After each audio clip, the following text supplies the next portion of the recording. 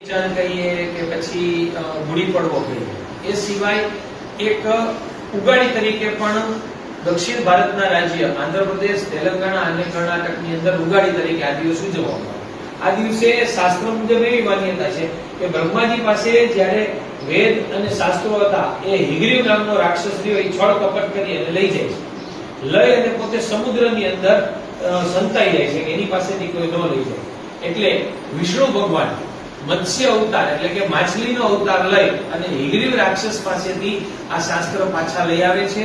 લઈ આવી અને બ્રહ્માજીને આપે છે. હવે જો પાછા ન આપ્યા હોત ને તો સૃષ્ટિ ઉપર અંધકાર છવાઈ જતો, કારણ કે ધર્મ છે એ અસુર વ્યક્તિના હાથમાં વયો જતો શાસ્ત્ર આપે.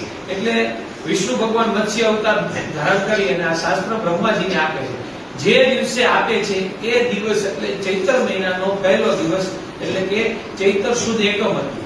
એટલે તે દિવસથી બ્રહ્માજીએ સૃષ્ટિની બ્રહ્માંડની રચના કરવાનું નક્કી કર્યું. બ્રહ્માંડની રચના કરે છે. એટલે તે દિવસને વિજય દિવસ તરીકે એટલે કે ઉગાડી તરીકે પણ ઉજવવામાં આવે છે.